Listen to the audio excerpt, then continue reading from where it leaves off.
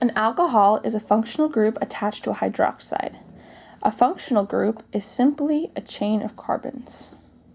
Drinking alcohol is not technically ethanol, it is ethanol, and its formula is CH2OH, which is inside beer. Methanol's formula is CH3OH, and it could kill or blind you.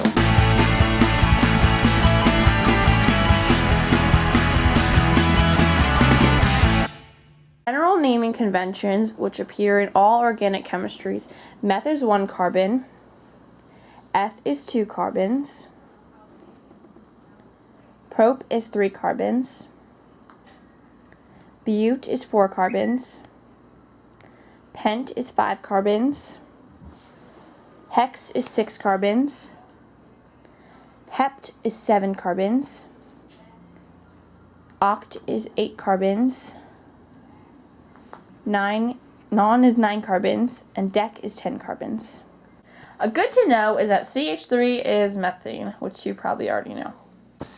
Now, before we name an alcohol, we're going to name a regular organic chemistry compound. Alright, so we have a chain of carbons, and off the second carbon, there is methane.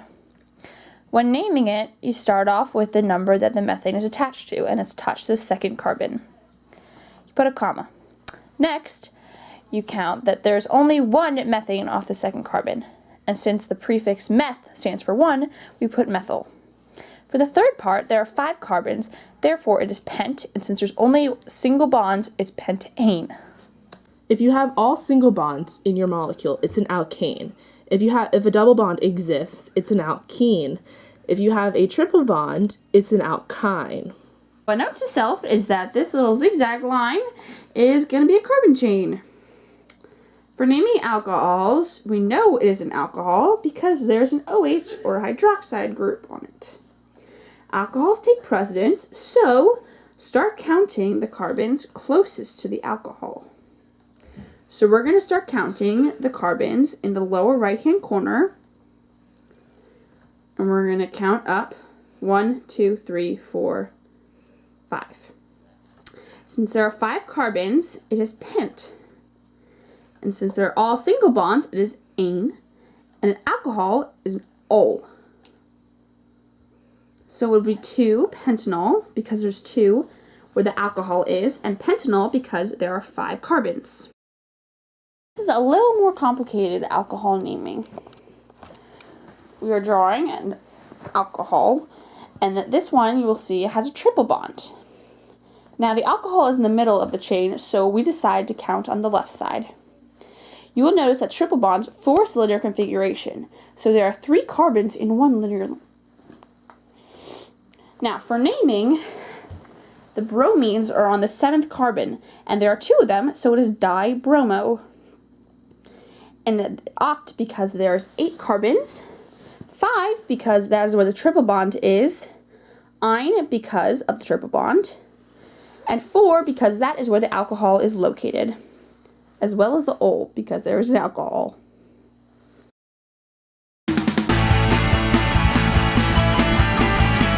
There are 2 ways to name an ether. There's the common name, and there's the IUPAC, which stands for the International Union of Pure and Applied Chemistry. And the IUPAC is the official name, but it's the less common name.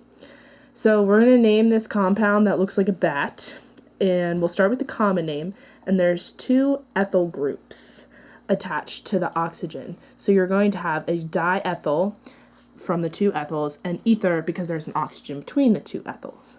So now for the IUPAC name, you're going to start with the longest chain, and the longest chain is 2 carbons with no double bonds. And since there's 2 of them, we'll just pick one. The other one is an oxy group because it is attached to an oxygen. So next you'll write 1 ethoxyethane. However, you almost never see it this way. So we'll name the next compound in just the common name because it's what you see it in. There's 3 carbon chain, and 2 of the carbons are attached to the middle carbon, so it's an isopropyl group. And on the other side of the oxygen, there's 1 carbon, which is a methyl group. When you're naming in the common name, you're going to write the names in alphabetical order. So it's isopropylmethane ether. Due to the hydroxide attached to the alcohol, alcohols can form hydrogen bonds with each other. In order to show the hydrogen bonds between alcohols, we have drawn methanol below. You can see that the oxygen is electronegative while the hydrogen is positive. The oxygen of another methanol is able to form a hydrogen bond between the two molecules. Alcohols have reasonable boiling points thanks to the hydrogen bonds they can form. The boiling points of alcohols tend to be less than the boiling points of water because the boiling points require less energy to be broken apart. Methanol, which is shown below, is miscible in water. This means at any proportion methanol will be soluble in water due to the hydrogen bonds that can be formed between water and methanol. Butanol, which has a much longer chains of carbons, is not miscible in water. The longer chains of carbons is nonpolar and cannot be dissolved in water. The hydroxide, however, can form hydrogen bonds and is slightly soluble in water.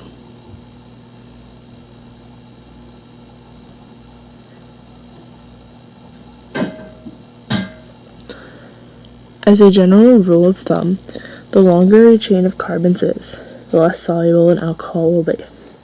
A longer chain of alcohols will also have a higher boiling point because a higher temperature will be needed to break the bonds apart.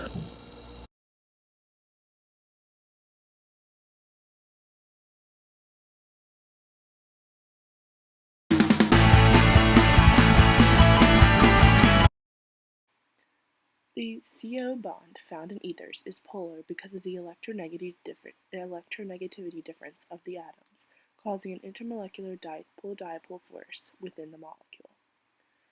Ethers cannot form hydrogen bonds because of the lack of hydrogen in their molecules. However, since there is oxygen, they can form hydrogen bonds with other molecules, such as water. Compared to alcohols, ethers are less dense, less soluble, and have lower boiling points because they lack hydrogen bonds. At room temperature, ethers are clear, pleasant-smelling liquids.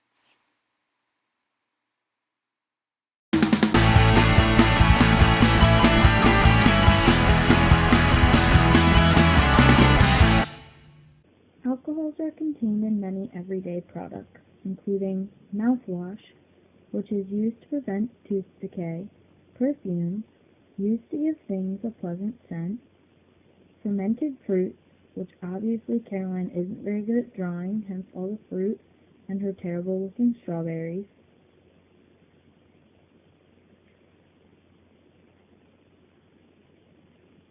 hand sanitizer, which can be used to reduce the number of germs on people's hands, nail polish, gasoline, which can be put in your car and used to power it,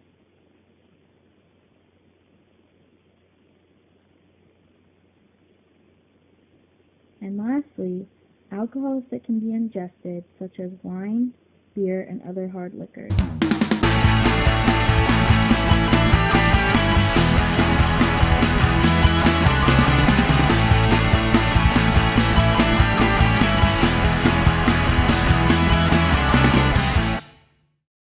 Ethers have a very huge biological significance. They are important in both medicine and pharmacology. Ethers can be used to make anesthetics, which are used in the medical field and are any agents that produce a loss of sensation.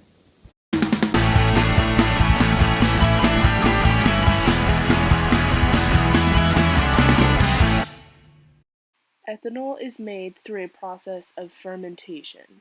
Fermentation is when yeast breaks down glucose or sugar into alcohol and carbon dioxide. Most other alcohols are synthetically made in a factory. These alcohols are derived from coal, oil, and biomass. There are two steps in this process. Step 1 is when feedstock is transformed into a synthetic gas stream consisting of carbon monoxide, carbon dioxide, and hydrogen gas. The second step in this process is the reaction of these synthetic gases of hydrogen monoxide, carbon dioxide, and hydrogen gas to form methanol. This process, the most simple and common way of forming an alcohol, is called conventional stream reforming.